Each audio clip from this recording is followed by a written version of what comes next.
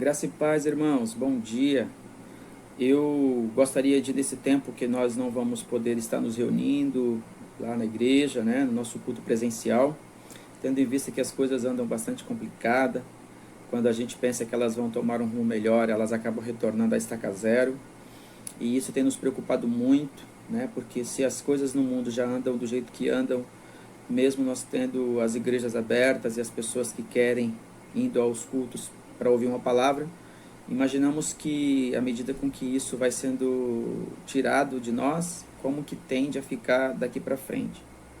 Mas a nossa fé está posta em Cristo Jesus. E eu costumo dizer que uma vez isso é uma realidade dentro de nós, não importa onde nós estejamos, e ainda mesmo sendo privado de um culto, de um congregar, né, no coletivo, nós não podemos deixar a nossa fé ser enfraquecida.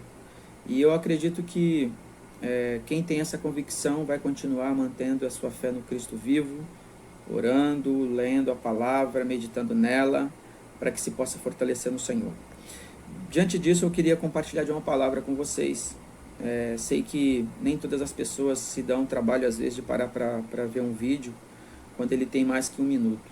Mas, enfim, eu não vou aqui me desesperar por gravar algo apenas por uma razão em que faça com que as pessoas vejam porque tem 1 minuto ou menos. Eu vou falar aquilo que eu quero considerar dentro da palavra de Deus e fica a critério de quem quiser ver o vídeo até o seu final ou não, tá certo? Bom, eu queria considerar uma palavra no livro de João, no Evangelho de João, capítulo de número 1. Os versículos é o de número 40 até o verso de número 46. E eu gostaria de começar lendo pelo que diz assim: André, irmão de Simão Pedro, era um dos dois que tinham ouvido o que João dissera e que haviam seguido Jesus. O primeiro que ele encontrou foi Simão, seu irmão, e lhe disse: Achamos o Messias, isto é, o Cristo, e o levou a Jesus. Jesus olhou para ele e disse: Você é Simão, filho de João, será chamado Cefas, que traduzido é Pedro. No dia seguinte, Jesus decidiu partir para Galiléia. Quando encontrou Filipe, disse-lhe: Siga-me. Filipe, como André e Pedro, era da cidade de Betsaida. Filipe encontrou Natanael e lhe disse: Achamos aquele sobre quem Moisés escreveu na lei e a respeito de quem os profetas também escreveram, Jesus de Nazaré, filho de José. Perguntou Natanael: Nazaré? Pode vir alguma coisa boa de lá? Disse Filipe: Venha e veja. Sabe o que é interessante, irmãos? A Bíblia ela não tem muitas informações de Nazaré. O que a gente aprende de Nazaré são por pesquisadores, diante de algumas possibilidades de informações obtidas já muito tempo depois. Nazaré não é uma região ou não é uma cidade que dentro da Bíblia ela aparece com informações que possam dar maiores dados para nós. Mas basicamente Nazaré era uma cidade que, segundo alguns dizem, tinha entre 1.600 a 2.000 habitantes. Uma pequena cidade, um povoado que faziam as suas casas na própria nos morros, né? Então era meio quase que cabanas, ou melhor, covas cavadas próprios morros, né? E aí era uma região simples, de casa simples, de pessoas simples. E a Bíblia diz que foi nessa região que Jesus se desenvolveu, teve toda a sua infância, toda a sua vida. Mas a Bíblia também diz que Nazaré era uma terra bonita, era uma região pequena, mas bonita, bem localizada, até pelo fato de as pessoas que vinham de Damasco ou de Jerusalém, os viajantes, os comerciantes, os diversos que viajavam, basicamente Nazaré era um ponto de parada, onde ali eles descansavam, né? Mas também uma coisa acontecia em Nazaré, né? Essas pessoas que viajavam se relacionavam com as mulheres dali, que provavelmente não tinha ainda uma estrutura de vida resolvida. Com todas as suas crises, Nazaré foi uma cidade que Jesus se desenvolveu como ser humano, como pessoa, até a sua fase adulta, aos 30 anos. E a Bíblia diz que aqui, nesse momento, Jesus ele começa ser testemunhado pelas pessoas que encontraram ele pelo caminho, né? Pedro, no caso André, João, Filipe. E o Filipe é uma figura interessante porque ele encontra Jesus e depois a sua alegria de ter encontrado Jesus, ou de ser encontrado por Jesus, é tão grande que ele vai compartilhar com Natanael, um outro personagem que surge no texto. E Natanael, ele era da região, né? Ele conhecia bem a região e mais do que isso, Natanael tinha uma mentalidade dos mesmos, que girava em torno das mesmas questões lá do pessoal do Sinédrio, dos judeus do Sinédrio, e os praticantes da lei de Moisés. A Bíblia diz que quando Filipe chega entusiasmado para falar sobre o encontro que ele teve com Jesus, o Natanael, de cara, já joga um balde de água fria, apresentando uma reprodução daquilo que ele também, ou que nele foi incutido durante o tempo da sua vida ali, de ouvir as pessoas falarem mal, falar que Nazaré era uma terra pequena, insignificante, e até de pessoas que se relacionavam com pessoas insignificantes e que não tinham uma vida posta como digna de serem considerada moralmente favorável. Enfim, na real, não existia muitos elementos que pudessem fazer de Nazaré uma terra desprezada. Mas a verdade é que se tornou uma terra desprezível. Porque reproduzindo esse conceito de que Nazaré era tão insignificante que de lá nada de bom poderia vir. E quando Filipe chega entusiasmado contando para Natanael que Jesus veio de Nazaré, aquele a quem eles procuravam, aqueles de quem os profetas falaram, a lei falava, a história falava, Natanael meio que não se entusiasma, antes pelo contrário, ele reproduz aquilo também que estava dentro dele, quando ele fala, mas de Nazaré, Nazaré não dá.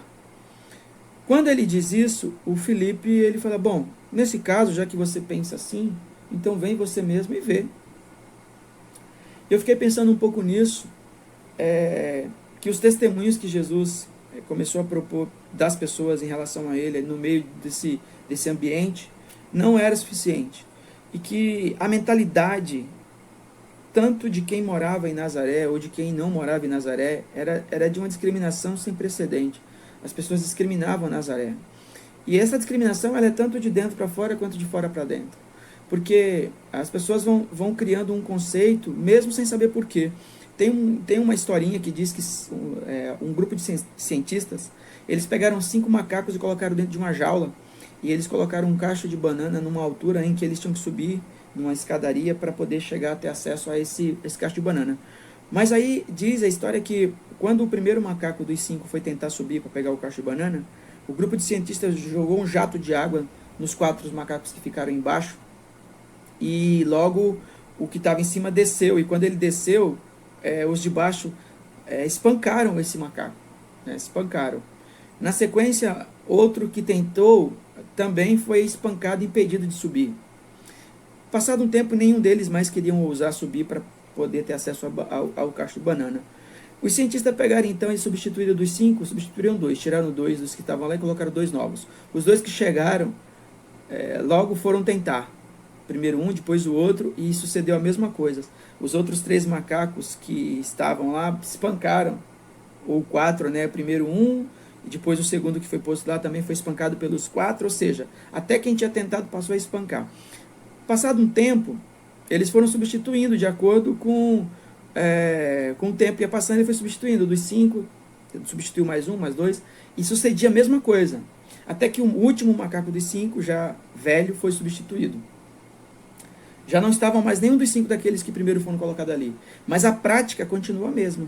Toda vez que alguém tentasse, era espancado. Chegou um tempo que ninguém tentava mais, e aí foi perguntado, por que eles espancavam uns aos outros, sendo que qual era a razão? E aí a resposta foi, nós não sabemos, é que sempre foi assim. Então, pura e simplesmente, a moral da história é que aqueles macacos iam reproduzindo tudo aquilo que eles viam, sem saber por quê. Nós, seres humanos, às vezes também somos condicionados à mesma coisa. Às vezes nós reproduzimos palavras, práticas, sentimentos, manifestamos hostilidade discriminatória para com as pessoas, para com um grupo, para com um lugar, para com um ambiente, enfim. E isso vai gerando um mal no mundo, e esse mal vai se instalando dentro do ser humano e até de quem vive a própria discriminação ou de quem discrimina, porque o Filipe foi entusiasmado em falar para Natanael, mas Natanael estava tão condicionado a uma mentalidade discriminatória quanto a Nazaré, que ele nem se deu o trabalho de pensar na possibilidade. Ele já foi dizendo: de Nazaré? Ah, Nazaré não, de Nazaré não pode vir nada de bom. E isso era tão ruim que poderia, se não houvesse da parte de Natanael uma boa resposta, ele falou: bom, se você tem esse pensamento, a minha sugestão é que você venha e veja. Quem perderia muito se não tivesse seguido o conselho de Filipe seria Natanael. Ele teria continuado seguindo a sua vida com uma mentalidade discriminatória e jamais teria se tornado discípulo de Jesus. Eu gostaria de, diante dessa leitura, primeiro começar dizendo que para qualquer pessoa se tornar realmente um bom discípulo, um verdadeiro discípulo de Jesus, ele precisa romper com essas amarras dentro de uma mentalidade discriminatória quanto a tudo e a todos, que faz a pessoa se amarrar num pensamento, viver imbuído de um pensamento discriminatório que o impede de crescer e de ver alguém crescer. Vai vivendo dentro desse círculo vicioso de pronunciar palavras e até mesmo manifestar através do pensamento e verbalizando coisas acerca de outras pessoas, até acerca de si mesmo, a ponto de dizer assim: não, para mim não tem jeito, eu não consigo, eu nasci numa família assim, eu venho de uma família desse jeito, todo mundo lá fazia assim, eu acostumei a ser assim, enfim, tudo isso vai atrapalhando a vida. E quando mesmo tendo a possibilidade de ir a um culto, a uma igreja, chega na igreja, às vezes até com um pequeno entusiasmo acerca de Jesus, mas logo esse entusiasmo ele vai morrendo, ele vai se rompendo, ele vai se acabando, na verdade. Esse entusiasmo ele vai sendo neutralizado por ainda um pensamento discriminador de que não se é possível viver bem porque você nasceu num lugar, numa região pobre, de uma família pobre, de família de práticas assim, um assado, e não consegue romper com isso e quebrar isso e anular uma maldição, anular um círculo vicioso, anular coisas das quais pode atrapalhar até uma presença maior de Deus na vida, um uso maior de Deus na vida. E eu gostaria muito de trazer essa palavra para o coração de todos aqui. A gente precisa aprender que o chamado de Deus para nossas vidas é para que nos tornemos discípulos dele. E uma outra coisa que eu aprendo dentro dessa possibilidade é que o chamado de Deus ele faz com que tudo aquilo que já um dia foi uma realidade na vida de cada um aqui, realidade das quais pode até ser vergonhosa, de práticas vergonhosas, mas elas ficam no passado, porque a experiência com Jesus, o encontro com Jesus, ele faz com que surja uma nova vida, e uma nova vida floresce. É o que eu falei isso no domingo, a nova vida floresce a partir do encontro com Jesus. Essas pessoas que encontraram-se com Jesus estavam tendo a oportunidade de ter uma nova vida, esquecendo de todo o preconceito que foi constituído por elas e a partir delas e de outras pessoas quanto a Nazaré. Então quando alguém diz Nazaré não, ou quando dizendo você não, a tua família não, o teu lugar de nascimento, a tua origem não permite, você tem que repreender no nome de Jesus e falar assim: olha, então venha e veja você o que Jesus é capaz de fazer, porque ele faz mesmo. Quantas pessoas, ignorando esses princípios de discriminação, hoje podem desfrutar de uma vida maravilhosa, famílias restauradas, vidas transformadas, filhos transformados, cura da alma, pessoas que tinham uma alma adoecida foi curada porque deixou de ouvir palavras de maldição e começou a ouvir palavra de Cristo, palavra de vida eterna, palavra de salvação. E eu gostaria muito de compartilhar com você nesse dia, que você possa tomar posse dessa palavra. Quando alguém dizer e falar assim, Nazaré não, de Nazaré não pode vir nada bom, ou seja, de você não pode vir nada bom, da tua família, das tuas origens, você tem que colocar no nome de Jesus um bloqueio aí, dizer não, eu repreendo no nome de Jesus, porque eu sei que o meu encontro com o Senhor, ele pode mudar a minha, e através da minha vida, mudar muitas histórias. É o que Deus tem feito, é o que Deus tem falado aqui hoje, e é o que eu quero compartilhar com você, que essa mentalidade bloqueada por palavras ou por qualquer outra manifestação, ela tenha em nome de Jesus um fim, e que brote dentro de você um desejo ardente de viver o novo de Deus, de viver uma nova vida, de viver a expectativa de que o Senhor Jesus Cristo tem o melhor para você. Natanael pôde provar disso quando ele ouviu as palavras de Filipe pôde provar disso quando ele ouviu as palavras de Natanael, que disse: vem e vê. tornou-se um dos 12, tornou-se um dos que seguiu Jesus, tornou-se um daqueles que viu as maravilhas de Jesus. Se você quer ver maravilhas de Jesus acontecer na sua e na vida de outros, siga Jesus, siga a palavra de Jesus, siga a proposta de Jesus, saia de uma inércia, deixe de viver no círculo vicioso, tomado por um pensamento discriminatório acerca de você próprio ou acerca dos outros, que impede de as pessoas se aproximarem de você com boa intenção, até mesmo no ambiente de culto, na comunidade, quando há uma resistência de se relacionar com as pessoas que ali estão, por bloqueios advindo de uma cultura desenvolvida dentro do seu ambiente familiar, ou da cultura de onde você foi se desenvolvendo como ser humano. Deus quer mudar tudo isso em nome de Jesus. Eu trago hoje essa palavra de Deus para o teu coração. Deixa Deus entrar na sua vida, seja testemunha de Cristo Jesus, rompa com essa mentalidade de que de Nazaré não pode vir nada de bom. Filipe levou a palavra a Natanael. Natanael bloqueou ela, mas não por muito tempo. Que no nome de Jesus a palavra de Deus não esteja bloqueada na sua vida e você seja um Filipe que leva ela a outros, e mesmo quando alguém vier tentando te desanimar, te frustrar, você vai falar: não, venha você mesmo e veja, porque Jesus Cristo é o mesmo que fez no passado, faz no presente, faz hoje. Eu acredito nessa palavra e eu quero orar em nome de Jesus para que Deus possa mudar as nossas vidas e nós possamos desfrutar cada dia mais do melhor de Deus, saindo de uma inércia, saindo de um ambiente fechado, de um ambiente escuro, de um ambiente de penumbra e trevas, e buscando desfrutar da luz, desfrutar da revelação, desfrutar da palavra viva, do Cristo vivo, que vem sobre nós com boas novas, em nome de Jesus. Deus nosso Pai, no nome de Jesus Cristo, teu Filho, quero orar juntamente com os meus irmãos, com a igreja que o Senhor tem confiado em nossas mãos, Pai, e ICP de Vila Açaí, os meus irmãos que ouvem agora essa ministração, e que ela seja como um bálsamo na sua alma, que venha romper com toda palavra de maldição, com todo pensamento discriminatório, seja acerca de si próprio, acerca dos outros, ou de qualquer ambiente, ou de qualquer circunstância.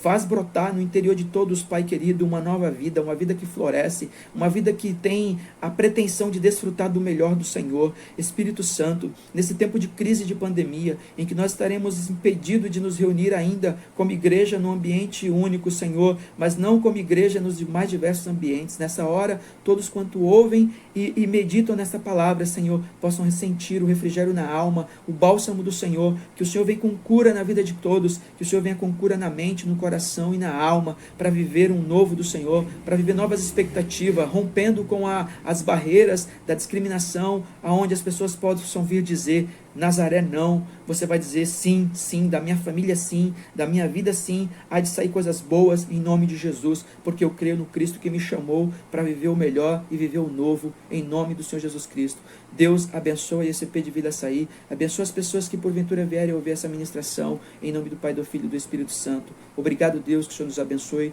e nos conceda um ótimo dia na Tua presença, em nome de Jesus. Amém, amém. Que Deus os abençoe, meus amados, e que o Senhor Jesus fortaleça você através dessa palavra, hoje e amanhã e sempre, porque continuaremos administrando a palavra de Deus, não haverá empecilho, e que se você quiser e der crédito, com certeza sobre a sua vida também coisas boas acontecerão, porque Deus continua sendo o mesmo. Em nome de Jesus eu creio. Essa é uma palavra de Deus para a tua vida. Vai cair por terra todo conceito que te neutraliza, que te impede, e você vai avançar para a glória do Deus Pai. Amém? Que Deus abençoe em nome de Jesus.